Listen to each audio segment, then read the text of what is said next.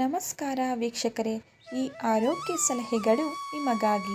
ಹೊಟ್ಟೆ ಉರಿ, ಗ್ಯಾಸ್ಟ್ರಿಕ್ ತೊಂದರೆ ಉಂಟಾದಾಗ 1 ಚಮಚ ಜೀರಿಗೆಯನ್ನು ಜಗಿದು ತಿನ್ನಿ ಅಥವಾ ಕಷಾಯ ಮಾಡಿ ಕುಡಿಯಿರಿ.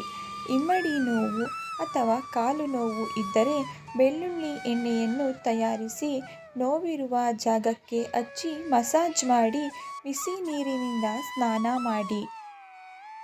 ಪ್ರತಿದಿನ ಬೆಳಿಗ್ಗೆ ಎದ್ದ ತಕ್ಷಣ 1 ಗ್ಲಾಸ್ ಉಗುರು ಬಿಸಿ ನೀರನ್ನು ಕುಡಿಯುವುದು ಆರೋಗ್ಯಕ್ಕೆ ತುಂಬ ಒಳ್ಳೆಯದು. ಈ ಅಭ್ಯಾಸವನ್ನು ಮಾಡಿಕೊಳ್ಳಿ, ಆರೋಗ್ಯ ಉತ್ತಮವಾಗಿರುತ್ತದೆ. ಶೀತ, ಕೆಮ್ಮು ಆದ ಸಮಯದಲ್ಲಿ ಸಾಂಬ್ರಾಣಿ ಸೊಪ್ಪನ್ನು ಬಾಡಿಸಿ ಅದರ ರಸವನ್ನು ಜೇನುತುಪ್ಪದೊಂದಿಗೆ ಮಿಶ್ರಣ ಮಾಡಿ ತಿನ್ನಿ.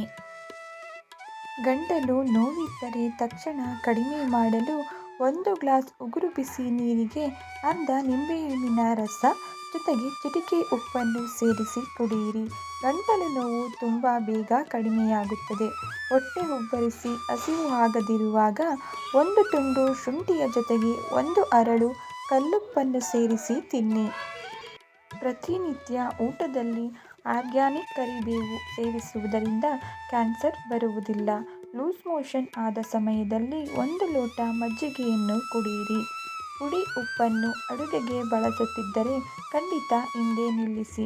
ಕಲ್ಲುಪ್ಪನ್ನು ಬಳಸಲು ಪ್ರಾರಂಭಿಸಿ. ಅಧಿಕವಾಗಿ ಎಣ್ಣೆ ಪದಾರ್ಥ ಮತ್ತು ಸಿಹಿ ಪದಾರ್ಥಗಳನ್ನು ಸೇವಿಸಬೇಡಿ. ಸ್ನೇಹಿತರೆ, ಕೇಳಿದ್ದಕ್ಕಾಗಿ ಧನ್ಯವಾದಗಳು. ಈ ಆರೋಗ್ಯಕರವಾದ ಮಾಹಿತಿ ವಿಡಿಯೋ ನಿಮಗೆ ಇಷ್ಟ ಆಗಿದ್ದರೆ ದಯವಿಟ್ಟು ಚಾನಲ್ನ ಸಬ್ಸ್ಕ್ರೈಬ್ ಮಾಡ್ಕೊಳ್ಳಿ. ವಿಡಿಯೋಗೆ ಲೈಕ್ ಮಾಡಿ, ಶೇರ್ ಮಾಡೋದನ್ನು ಮರಿಬೇಡಿ.